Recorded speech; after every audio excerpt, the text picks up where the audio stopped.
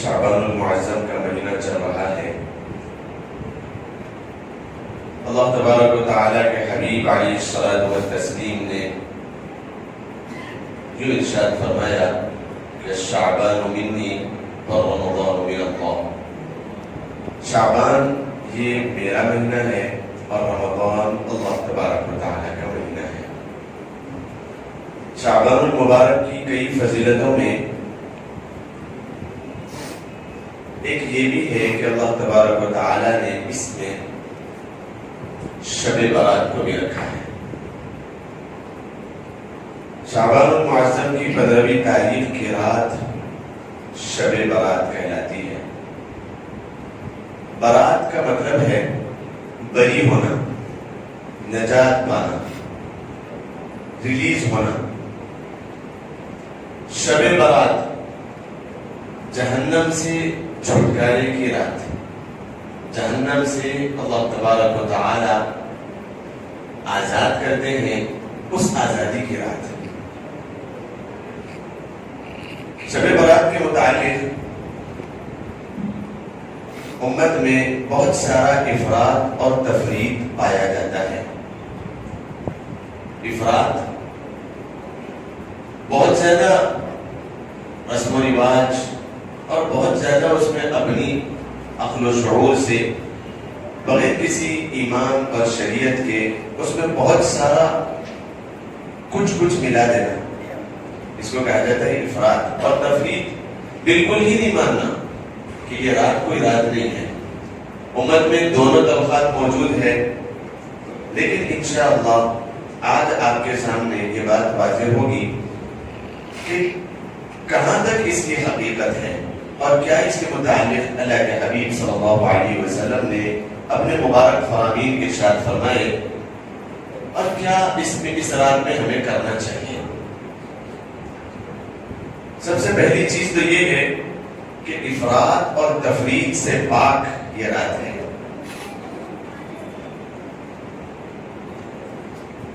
اس کا ترجمہ آپ سن لیں، برات کا مطلب جہنم سے آزادی، جہنم سے دوری۔ اللہ کے حبیب صلی اللہ علیہ وسلم نے ایک حدیث میں یوں ارشاد فرمایا کہ شب برات کی رات اللہ تبارک و تعالی قبیلہ بنو کلب، بہت ساری ایک وادی پوری بھری ہوئی تھی بکریوں سے، قبیلہ بنو کلب کی بکریوں سے مشہور تھا وہ قبیلہ۔ اللہ کے رسول صلی اللہ علیہ وسلم نے فرمایا کہ شب برات میں اللہ تبارک و تعالی بنی کلب کی بکریوں کی جسم پہ جتنے بال ہیں ان کے بالوں کی تعداد سے زیادہ لوگوں کو جہنم سے آزاد فرماتے ہیں۔ شب برات، اس رات کی جہاں پر فضیلت اللہ کے حبیب صلی اللہ علیہ وسلم نے ارشاد فرمائی، حضرت عائشہ صدیقہ امی جان رضی اللہ تعالی عنہا ارشاد فرماتی ہیں کہ ایک مرتبہ اللہ کے حبیب صلی اللہ علیہ وسلم نے 15ویں شب شعبان کی ارشاد فرمایا کہ عائشہ تم جانتی ہو یہ کون سی رات ہے، اس رات میں کیا ہوتا ہے؟ حضرت عائشہ صدیقہ رضی اللہ تعالی عنہا فرماتی ہے اللہ و رسولہ اعلم، اللہ اس کے رسول صلی اللہ علیہ وسلم زیادہ بہتر جانتے ہیں۔ آپ صلی اللہ علیہ وسلم نے ارشاد فرمایا کہ یہ وہ رات ہے جس میں اللہ تبارک و تعالی لوگوں کو جہنم سے آزاد فرماتے ہیں، اور اسی رات میں اللہ تبارک و تعالی آئندہ سال جو مرنے والے ہیں اور یہ سال جو پیدا ہونے والے ہیں ان کی فہرست کو جاری فرماتے ہیں، اور اللہ تبارک و تعالی رزق کی تقسیم کہ کس کو کتنا ملے گا اور کس کو کتنا گھٹے گا، کس کو کیا خوشی ملے گی اور کس کو کیا نقصان ہوگا، یہ ساری چیزیں جو لوح محفوظ میں لکھی ہوئی ہے اس کو لکھ کر اللہ تبارک و تعالی نازل فرما دیتے ہیں۔ اللہ کے حبیب صلی اللہ علیہ وسلم کا وہ واقعہ بھی اسی رات کا ہے۔ حضرت عائشہ صدیقہ رضی اللہ تعالی عنہا بیان فرماتی ہے، ایک مرتبہ میں نے رات میں سوتے ہوئے اچانک نیند کھلی تو تلاش کیا، اللہ کے حبیب صلی اللہ علیہ وسلم پر بستر پر موجود نہیں ہے، آپ کہیں تشریف لے گئے۔ امی جان حضرت عائشہ صدیقہ رضی اللہ تعالی عنہ فرماتی ہیں کہ میں نے میرے دل میں آیا کہ شاید کوئی اور اہلیہ کے پاس تشریف لے گئے ہوں، تو میں اٹھی اور چپکے سے تلاش کرنے لگی. تو میں نے دیکھا کہ جنت البقیع میں اللہ کے حبیب صلی اللہ علیہ وسلم تشریف لے گئے ہیں اور اپنے مرحومین کی مغفرت کی دعائیں کر رہے ہیں، رو رہے ہیں وہاں پر. تو اللہ کے حبیب کی جیسی دعا مکمل ہوئی، آپ واپس ہونے لگے. حضرت عائشہ صدیقہ تیزی سے واپس دوڑ کر واپس آئی گھر میں. آپ پھر بستر پر لیٹ گئی. اللہ کے حبیب جیسے ہی آئے تو سانسیں چلنے کی آواز آئی. کوئی بھاگ کے دوڑ کے آتا ہے تو اس کی سانسیں چلتی ہے. تو آپ صلی اللہ علیہ وسلم نے حضرت عائشہ صدیقہ سے بات کی اور یوں فرمایا کہ کیا تم جانتی ہو آج کی رات کون سی رات ہے، کیا ہوتا ہے؟ تو حضرت عائشہ صدیقہ رضی اللہ تعالیٰ عنہ نے پھر ارشاد فرمایا اللہ ورسولہ اعلم. آپ صلی اللہ علیہ وسلم نے فرمایا یہ نہ سمجھو کہ میں اپنی کسی اور بیوی کے پاس گیا تھا. آج کی رات اللہ تبارک و تعالیٰ کے یہاں اپنے مرحومین کے ایثار ثواب اور ان کی مغفرت کی دعا کے لیے میں تشریف لے گیا تھا. تو یہ 15ویں شب شعبان المعظم کی بڑی برکتوں والی رات ہے. اس میں کچھ رسم و رواج اور لوگوں کی طرف سے نئی چیزیں بھی پیدا کر لی گئی ہیں. جب اللہ کے حبیب صلی اللہ علیہ وسلم نے یہ ارشاد فرما دیا کہ اتنے سارے لوگوں کی مغفرت کر دی جاتی ہے، تو شیطان نے سوچا کہ اگر اتنے لوگوں کی مغفرت ہو گئی، بنو کلب کی بکریوں کی بالوں کی تعداد سے زیادہ مغفرت، تو میں تو مارا گیا. تو اس نے سوچا کہ میں بھی کچھ حصہ لگا دوں اس میں. توجہ رکھیے، شیطان نے سوچا کہ میں بھی کچھ حصہ لگا لوں اس میں، اور وہ ایسا عمل دخل کرتا ہے کہ لوگوں کی عقلوں سے پرے. پھر وہ اللہ کے رسول کی احادیث اور قرآن کی آیتوں سے تھوڑا سا اوپر اٹھ کر رات کی فضیلت میں کچھ اور 4 چاند لگانے، وہ کچھ ایسے کام کرتے ہیں. لوگوں کی عقل تو گواہی دیتی ہے کہ یہ کام بڑے اچھے ہیں، اس رات کی نورانیت اور برکتوں کو اور اللہ کی طرف سے کھینچنے والے ہیں، لیکن وہیں پر اللہ کے رسول صلی اللہ علیہ وسلم کی سنتوں کو چھوڑنے اور آپ علیہ السلام کے طریقے کو پس پردہ ڈالنے کی وجہ سے اس میں گناہ تو ملتا ہے لوگوں کو، لیکن وہ ثواب سے پرے ہو جاتے ہیں، دور رہ جاتے ہیں. شیطان نے کیا سوچا کہ اس رات میں امت کو کچھ حلوے پراٹھے بنانے میں لگا دوں. توجہ رکھیے، اس رات میں کچھ حلوے پراٹھے بنانے اور بریانی اور وغیرہ وغیرہ بنانے میں لگا دوں، تاکہ لوگ اسی میں لگے رہیں اور جو فضیلتیں اس کی ہے اس کو پسے پردہ ڈال دیں.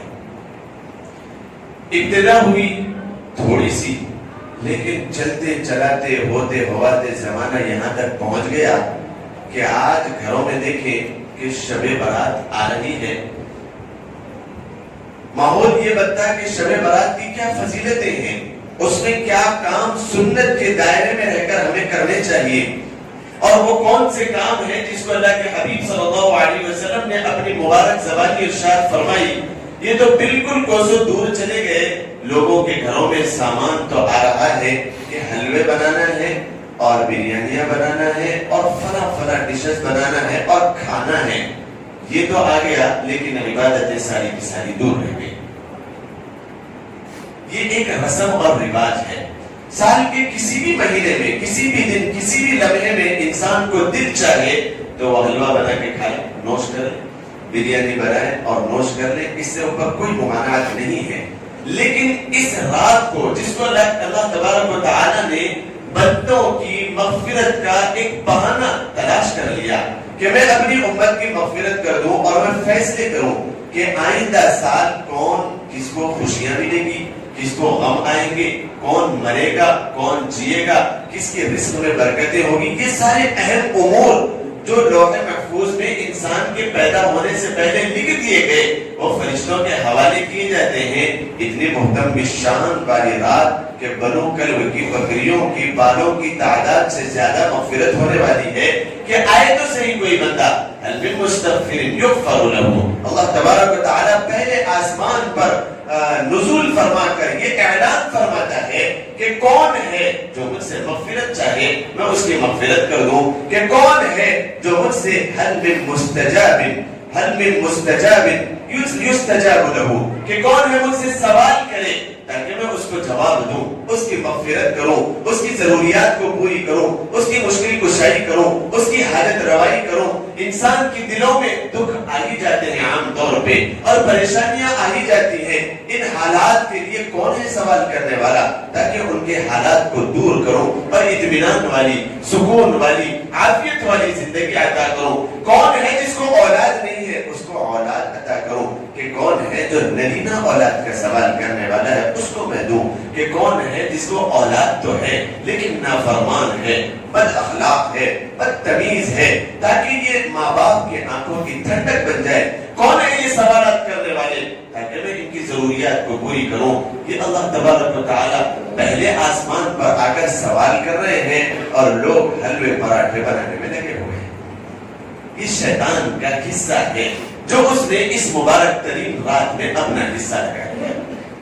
تو یہ رات صرف اور صرف اس بات کا تقاضا نہیں کرتی کہ کچھ اچھے سے اچھا بنا لیا جائے اور کھا لیا جائے اور رات بھر اسی میں بس چراغاں کر لیا جائے، گھر کو روشن کر لیا جائے، کچھ کلر پانی کر لیا جائے اور پھر جو ہے نا عبادت کو صرف ایک فارمیلٹیز کے طور پر رکھ دیا جائے. اس واسطے نہیں ہے میرے بھائیوں، توجہ دیں. یہ جو رات آ رہی ہے اس میں ہمیں کیا کرنا چاہیے؟ میں نے آپ کو یہ بات تو بتا دی کہ فضیلت کس درجے میں ہے، اس کو واجب بھی نہ قرار دے اور سنت بھی نہیں. اس کی ساری عبادتیں اور دوسرے دن کا روزہ یہ مستحب کے درجے میں ہے. مستحب کے درجے میں کیوں؟ یہ ایک علمی بات ہے، علمی پوائنٹ ہے کہ 11 صحابہ سے احادیث مروی ہے اس رات کے سلسلے میں، اور ساری احادیث جو تسلسل ہے جس کو کڑیاں کہی جاتی ہے اور جس کو صحابی سے ایک صحابی، دوسرے سے تیسرے، تیسرے سے چوتھے، یہ جو تسلسل ہے اس میں کچھ ایسے صحابی تھے جن کی زندگی پہ کچھ کہ کبھی صحابی تو نہیں تابعین میں ہو یا پھر کچھ ایسے لوگ آئے گئے تھے جس کی وجہ سے حدیث میں کچھ ضعف پایا جاتا ہے. عام لوگوں کے درمیان اگر علمی بات چھیڑوں میں تو لوگ کہتے ہیں کہ حدیث بھی کہیں ضعیف ہوتی ہے. بعض لوگ یوں کہتے ہیں علماء بیٹھ کے کہ یہ حدیث جب ان کو بات ماننا نہیں ہوتا تو یہ حدیث ضعیف ہے، یہ کہہ کر وہ چھوڑ دیتے ہیں. تو یہ علمی پوائنٹ ہے. میں اس لیے تھوڑا سا اس کی ڈیپ میں جا کے ہمیں اس رات میں کیا کرنا چاہیے آپ کے گوش گزار کرنے کی سعادت حاصل کروں گا. ضعیف حدیث کسے کہتے ہیں آپ ذرا توجہ دیں. دیکھیے حدیث کے اللہ کے حبیب صلی اللہ علیہ وسلم کی مبارک زبانی ارشاد فرمانے کے بعد وہ وہیں کا وہیں لکھ لی نہیں گئی. عرب کا زمانہ ہے، وہاں پر پیپر نہیں ہے، قلم نہیں ہے، وہ ہڈیوں کے اوپر لکھ رہے ہیں، وہ کچھ پتوں پہ لکھ رہے ہیں اور وہ کچھ زمین کے ٹکڑے پر لکھ رہے ہیں، وہ کبھی کسی درخت کی چھال پر لکھ رہے ہیں. 300 سال کے بعد بخاری شریف لکھی گئی. توجہ رکھیں، بخاری شریف لکھی گئی. ابھی جو عرصہ گزرا ہے اس میں جو تسلسل پایا گیا، کڑیاں، ایک صحابی کے بعد تابعی، تابعی کے بعد تبع تابعی، تبع تابعی کے بعد پھر جو اولیاء اللہ انہوں نے اس کو نقل کیا. اس میں بڑی تحقیق ہوئی. اسماء الرجال اس علم کا نام ہے. یہ بھی ایک بڑا فن ہے، یہ بھی ایک علم ہے. اس میں بڑا پرکھا گیا. ایک حدیث کے لکھنے والے ابن ماجہ، میرا جہاں تک اندازہ ہے، وہ ایک کے پاس حدیث کو سیکھنے کے لیے گئے کہ فلاں حدیث فلاں صاحب کے پاس ہے، ایک عالم دین ہے، میں ان کے پاس جا کے سیکھ لوں. توجہ رکھیں، وہ جب وہاں پر گئے تو وہ صاحب اس طریقے سے، ان کے پاس بکریاں تھی، وہ پالتو بکریاں پالا کرتے تھے، وہ بکریوں کو اپنی طرف بلا رہے تھے اس طریقے سے گود کو پکڑ کے. آج کل بلاتے نا کسی آواز سے، خاص قسم کی آواز نکال کے اس طریقے سے کچھ دکھا کے بلاتے ہیں، تو وہ اس طریقے سے یوں اپنا گود پکڑے ہوئے، تو بکریاں یوں سمجھ رہی کہ کچھ کھانا گود میں ہے، گھاس ہے، وہ آ رہی تھی ان کے پاس. تو وہ جیسے بکریاں قریب آ گئی انہوں نے ان کو بند کر دیا اور گود میں کچھ نہیں تھا، بس اتنی سی چیز. وہ جو حدیث کے حاصل کرنے کے لیے آئے تھے انہوں نے دیکھا اسماء الرجال. میں یہ سمجھانے کے لیے چلا ہوں انہوں نے دیکھا کہ گود میں کچھ نہیں ہے. ایک بے زبان جانور کو تھوڑا سا دھوکہ صحیح دھوکے کی شبیہ اس کے اندر آ گئی. بے زبان جانور کو گود میں کچھ نہ رکھ کے بلانے والا شخص حدیث میں بھی کچھ نہ کچھ گھپلا کر سکتا ہے. لہذا بات صحیح یہ ہے کہ ان سے حدیث نہ لی جائے. اور اگر ایسے شخص سے حدیث مروی ہو تو ان کی بیچ میں آ جانے کی وجہ سے جو کڑی ہے صحابی تابعی تبع تابعی ان میں اگر یہ شخص کا آ جائے اور ان کی زندگی میں یہ واقعہ موجود ہے تو وہ حدیث جس سے ان سے اگر لی گئی تو اس کو کہا جاتا ہے یہ ضعیف ہے. کس نے کہا کہ اللہ کے حبیب صلی اللہ علیہ وسلم کی مبارک زبانی کو کسی کی ہمت ہے کہ وہ ضعیف کہتے ہیں؟ وہ ضعیف نہیں ہے. اسماء الرجال میں کوئی شخص ایسا ضعیف آ جاتا ہے تو وہ ضعیف ہو جاتی ہے. یہ شب برات کی جتنی احادیث مروی ہے وہ ساری کی ساری ضعیف ہے, کوئی صحیح حدیث نہیں ہے. لیکن ضعیف حدیث سے مستحب عمل ثابت ہوتا ہے, سنت اور واجب عمل ثابت نہیں ہوتا. یہ علمی نکتہ ہے. تو یہ جتنی نفل عبادات شب برات میں ثابت ہوگی, چاہے وہ قبرستان جانے کے لیے ہو یا پھر گھر میں عبادت کرنے کے لیے ہو یا پھر مسجدوں میں عبادت کرنے کے لیے کوئی بھی ہو, مستحب عمل لیکن فضیلت ثابت ہے, فضیلت ثابت ہے. تو دوسرے دن کا روزہ رکھنا یہ کہاں تک ثابت ہے؟ اللہ کے حبیب صلی اللہ علیہ وسلم کی دو چیزیں ثابت ہے. اس کو آپ سمجھ لیں کہ دوسرے دن کو کا روزہ سنت سمجھ کے رکھنا یا پھر واجب سمجھ کے رکھنا یا پھر نہ رکھنے والوں کو برا سمجھنا, یہ ساری کی ساری چیزوں کی وجہ سے گناہ ہوتا ہے. مستحب روزہ ہے, دو وجوہات سے سنت بھی ہے. آپ دیکھیں اللہ کے حبیب صلی اللہ علیہ وسلم 15, 14, 13, 14, 15 یہ ایام 20 کے روزے کہلاتے ہیں. ہر مہینے کے ایام 20 کے روزے, ایام 20 روشن راتوں کے روزے, روشن دن کے روزے کہ جو چاند تکمیل ہو جاتا ہے 13ویں تاریخ کو, 14ویں رات کا چاند نکلا ہوا ہے. کیا مطلب ہے کہ مکمل ہو گیا ہو, اپنی پوری روشنی کے ساتھ وہ رات میں قمر سے ٹمٹماتا ہوا اب وہ ابھر گیا ہے. تو یہ 13, 14, 15 یہ جو 3 دن ہے اللہ کے حبیب صلی اللہ علیہ وسلم روزہ رکھا کرتے تھے. 15ویں رات شعبان کی جو شب برات ہے اس کے دوسرے دن اس نیت سے روزہ رکھ لیں کہ اللہ کے رسول سال بھر ہر مہینے میں ایام 20 کے روزے رکھتے تھے, آپ روزہ رکھیں تو یہ سنت والا روزہ ہو گیا. یا پھر آپ یوں سمجھیں کہ اللہ کے حبیب صلی اللہ علیہ وسلم ہر ہفتے پیر اور جمعرات کے دن روزہ رکھتے تھے, یہ روزہ پیر یا جمعرات کے دن آ جائے سنت روزہ ہو گیا. ایک سیڑھی اوپر, کیٹیگری اوپر, اور اس کی فضیلت اور بڑھ گئی. شب برات ہو یا شب معراج ہو یا پھر شب قدر میں تو رمضان ہی چلتا ہے, اس کے دوسرے دن روزہ رکھنا کہ اللہ کے حبیب صلی اللہ علیہ وسلم رکھا کرتے تھے, سنت مؤکدہ ہے, یہ مناسب نہیں ہے. مستحب روزہ ہے, ایام 20 کے روزے سمجھ کر رکھ لیں. کوئی بھی عمل زندگی میں کریں, کسی بھی چیز کو سنت طریقے پر کرنے کی فضیلت الگ ہے, اور سنت کے اوپر اپنی طرف سے لے جانا یہ گناہ کا باعث تو بنتا ہے, ثواب کا باعث نہیں بنتا. لہذا اس رات میں عبادتیں کرنا, اس بات کو بھی توجہ کے ساتھ ذہن نشین کر لیں. اس رات کو اجتماعی طور پہ فارمیلٹیز کو پورا کرنے کے لیے مسجدوں میں جمع ہو کر عبادتیں کرنا ایک رواج بن گیا ہے. میں اس پر تو نہیں بولوں گا, لیکن یہ کرسی کا حق ہے, بولنا ضروری ہے. میں اس وجہ سے آپ کے گوشے گزار کرنے کو اپنی سعادت سمجھوں. اس بات کو اپنے ذہن نشین کر لیں کہ اس رات میں ایک جگہ جمع ہو کے صلاۃ التسبیح لینے, صرف صلاۃ التسبیح پڑھ کر اس رات کا حق ادا کرنے کو اپنے ذہن میں بٹھا لینا, یا پھر اس رات کو ایک آدھ بیان سن کر 11:15 سے بیان ہوگا, سب کے سب جمع ہو گئے, بیان سن لیے اور پھر کچھ عبادت ہوگی مسجد میں بیٹھ کر, بس اب اس رات کا حق ادا ہو گیا. یہ رات اس وجہ سے نہیں ہے. حقیقت کیا ہے اس رات کی؟ اللہ کے حبیب صلی اللہ علیہ وسلم کی زندگی کا وہ واقعہ ابھی میں نے جو آپ کو سنایا مروی ہے حضرت عائشہ صدیقہ رضی اللہ تعالی عنہا سے کہ آپ بستر پر موجود نہیں ہیں, آپ چلے گئے دعا کرنے کے لیے زندگی میں ایک مرتبہ.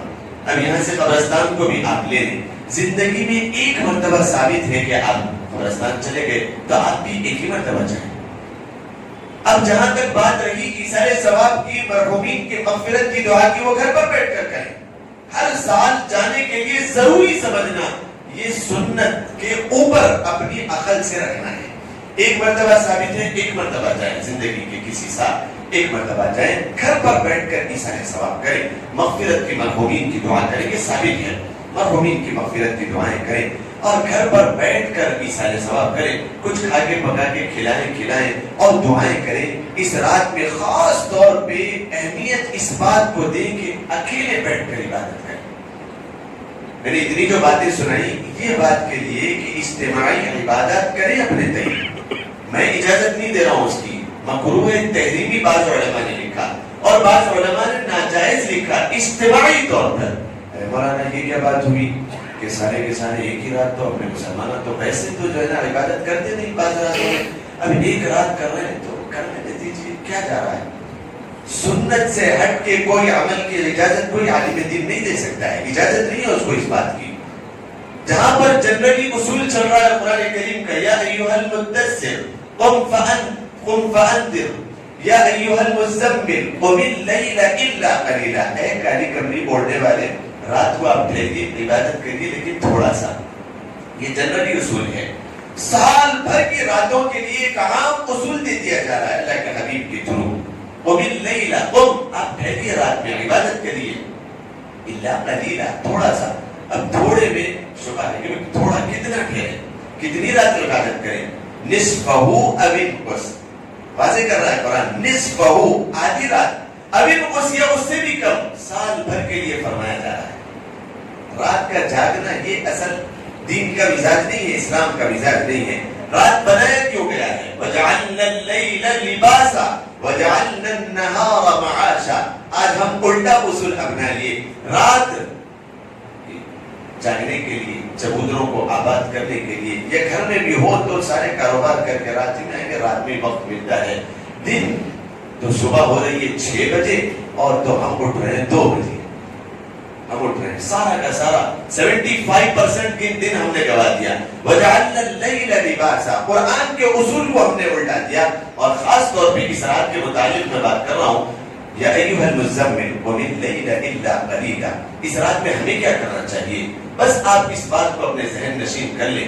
یہ جب تاریخی راتیں، برکتوں والی راتیں آئیں تو تنہائی میں عبادتیں کریں، اکیلے میں عبادت کریں، اکیلے میں دعائیں کریں. آپ کا ایک لمحہ اکیلے میں بیٹھ کر عبادت کرنا اور اللہ کی طرف توجہ فرمانا، خدا کی قسم 1000 راتیں اجتماعی طور پر جو سنت سے ثابت نہیں ہے، اجتماعی طور پر بیٹھ کر عبادتیں کر کے گزارنا اس سے بہتر ہے ایک لمحہ آپ کا اکیلے میں بیٹھ کر عبادت کرنا. پڑھیے آپ صلاۃ التسبیح، سنیے آپ بیان جا کر کسی بھی مسجد میں کہیں بھی، لیکن اس کو آپ اس رات کے حق ادا کرنے کا ذمہ نہ ٹھہرائیں، صرف کافی نہ سمجھیں، بلکہ وہیں پر اب بیٹھ جائیں اکیلے.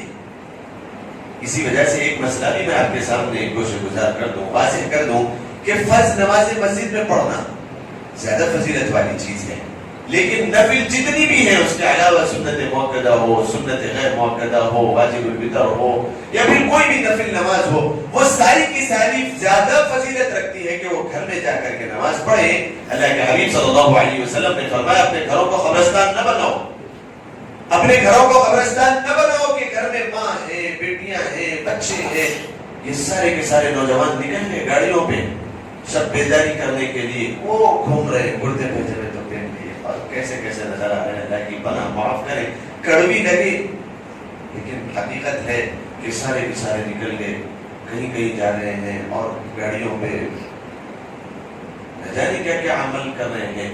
ان سے زیادہ بہتر ہے سب یہاں پر موجود ہیں، جتنے بیٹھے ہوئے ہیں، شب برات آ رہی ہے، اس رات کے لیے ایک پیغام اپنے گوشے گزار کریں، اپنے دل کی زبانوں سے سنیں.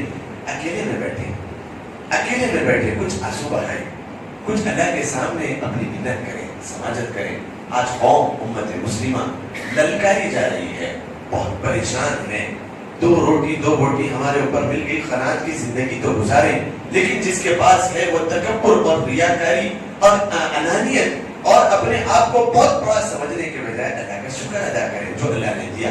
اکیلے میں بیٹھ جائیں، کچھ قرآن کریم کی تلاوت کریں، کچھ نفل عبادتیں کریں، نفل نمازیں پڑھیں، قضائے عمری پڑھیں، قرآن کی تلاوت کریں، کچھ اردو میں کچھ اچھی کتابیں لیں، اس کو جو ہے نا پڑھیں، دین میں اضافہ کریں، اللہ کے ساتھ راز و نیاز کی باتیں کریں، ہاتھ اٹھا کر دعا کریں، دعا کریں میرے بھائیو، یہ راتیں ہیں دعا کرنے کی، دعا کریں اکیلے میں بیٹھ کے، دعا کریں، جب تک آپ اکیلے میں کچھ عبادت نہیں کریں گے، میں ہوں میرا اللہ ہے، یہ نفل کی اصل حقیقت ہے، نفل کی اصل حقیقت کیوں افضل ہے، گھر میں جا کر کے پڑھیں، دروازہ لگانے، روم میں اکیلے میں تنہائی کے ساتھ اپنی سال بھر کی گناہوں کو یاد کریں کہ اللہ نے اس لیے پیدا کیا تھا ہمیں کہ ہم بس ایک نوٹ چھاپنے کی مشین بن جائے، اللہ کو بھی بھلا دیں، بس اپنی بیوی بچوں کی محبتوں میں اللہ کے رسول علیہ الصلوۃ والسلام کی ساری سنتوں کو پس پشت ڈال دیں، اور بس زندگی گزارنے کا نام زندگی نہیں ہے۔ قرآن کریم فرماتا ہے وَمَا خَلَقْتُ الْجِنَّ وَالْإِنسَ إِلَّا لِيَعْبُدُونَ۔ تو اس رات کا پیغام دیتے ہوئے اپنی بات کو میں ختم کروں، زیادہ طول نہ دوں، بس اس رات کا پیغام یہ ہے کہ اکیلے میں جماعتوں کا حصہ نہ بنے، بہت ساری محفلوں کا حصہ نہ بنے، بڑے بڑے میادین میں بیان ہو رہے وہاں کا حصہ بننے کے بجائے، وقت ضائع کرنے کے بجائے، ٹائم پاس کرنے کے بجائے کوئی گناہ پکڑ لے مسجد کا، عبادت کریں، دیکھیں آپ کو کتنا مزہ آئے گا۔ زندگی پوری گزر گئی، وہ مزہ نہیں آیا تھا جو اکیلے میں اللہ کے ساتھ بتانے کا مزہ آئے گا، واللہ آنسو بہانے کا وہ مزہ کبھی نہیں آیا۔ اللہ تبارک و تعالیٰ لوگوں کو کچھ راحتیں، کچھ اچھائیاں دنیا میں دیتے ہیں، بعض نادان لوگ یوں سمجھتے ہیں کہ میری نیکیوں کا پھل ہے، نہیں، نیکیوں کا پھل نہیں، اگر نیکیوں کا پھل ہوتا تو اللہ کے حبیب صلی اللہ علیہ وسلم یوں ارشاد فرماتے کہ الدنیا جنت للکافر، کہ دنیا کافروں کے لیے جنت ہے اور خیر خانہ مومنوں کے لیے، یوں نہیں فرماتے اگر راحتیں مل رہی ہیں تو وہ اللہ تبارک و تعالیٰ کی طرف سے ہے، اس کا شکر ادا کریں، اور اگر کچھ غم اور کچھ بے سکونی کے سامان ہمارے لیے مہیا ہو رہے ہیں تو وہ سسکیاں اور وہ جو آگے اللہ کے سامنے آنسو بہاتا ہے انسان پریشانیوں میں، مصیبتوں میں، وہ سننے کے لیے اللہ تبارک و تعالیٰ پریشانیاں دیتے ہیں۔ وقت اوپر ہو رہا ہے، اپنی بات کو طول نہ دیتے ہوئے شب برات کا پیغام پھر ایک مرتبہ اپنے کو گزار کریں، تنہائی میں عبادت کریں، تنہائی میں عبادت کریں۔ میرے بھائیوں، اپنے دل کے کانوں سے اس بات کو سنیں، اکیلے کوئی گناہ پکڑ لے، کوئی قرآن کی تلاوت کر رہا ہے، کوئی رو رہا ہے اللہ کے سامنے، کوئی نفل پڑھ رہا ہے، کوئی صلاۃ التسبیح پڑھ رہا ہے، کوئی دعائیں کر رہا ہے، کوئی اللہ سے اپنی منت سماجت کر رہا ہے، کوئی اپنی اولاد کے متعلق، کوئی اپنے خاندان کے متعلق، کوئی اپنے بیوی بچوں کے متعلق، کوئی ساری امت کی فکر لیے ہوئے اللہ کے سامنے رو رہا ہے، سسکیاں مار رہا ہے، آنسو بہا رہا ہے۔ یہ ہے شب برات کا اصل مقصد، یہ ہے شب برات کا اصل مقصد کہ میں اور میرا اللہ، بس اور کوئی نہیں۔ تو انشاءاللہ العزیز میں بھی آپ کے سامنے اس بات کا ارادہ کروں، آپ بھی دل سے اس بات کا ارادہ کریں کہ شب برات کے آنے سے پہلے مغرب سے لے کر فجر تک عشاء کی نماز، مغرب کی نماز روزانہ تو پڑھنا ہے، اس رات کو خاص طور پہ جماعت کے ساتھ پڑھنا ہے، فجر کی نماز جماعت کے ساتھ پڑھنا ہے۔ جس شخص نے عشاء کی نماز جماعت سے پڑھ لی وہ سلطان اللیل ہو گیا، رات کا بادشاہ ہو گیا، اور جو شخص فجر کی نماز جماعت سے پڑھ لے وہ سلطان النہار ہو گیا، وہ دن کا بادشاہ ہو گیا۔ اب یہ بادشاہ بن گیا، اس کو کسی چیز کی ضرورت نہیں ہے، بس آرام سے ساری رات عبادت کرنے والا وہ شخص ہے جو جماعت سے عشاء کی نماز پڑھ لے اور فجر کی نماز جماعت سے پڑھ لے۔ وقت ضائع کرنا یہ راتوں کا تقاضا نہیں ہے، اور اس کو کوئی شخص جاگنے کی رات نہ کہے، یہیں سے خرابیاں پیدا ہوتی ہیں۔ جاگنے کا تو تصور اسلام میں دین میں نہیں ہے، کوئی شبہ ہو اکیلے میں پھر پوچھ لیں، بہت ساری باتیں آ رہی لیکن وقت تقاضا نہیں دے رہا ہے۔ اللہ تبارک و تعالی ہم سب کو ان مقدس راتوں کی قدردانی کرنے اور اس میں اللہ تبارک و تعالی کو راضی کرنے اور سنت کے مطابق ہمیں ہر عمل کرنے کی توفیق اور سعادت نصیب فرمائے۔ اللہ تبارک و تعالی ہم سب کو نیک اعمال کی توفیق مرحمت فرمائے۔ وآخر دعوانا الحمدللہ رب العالمین۔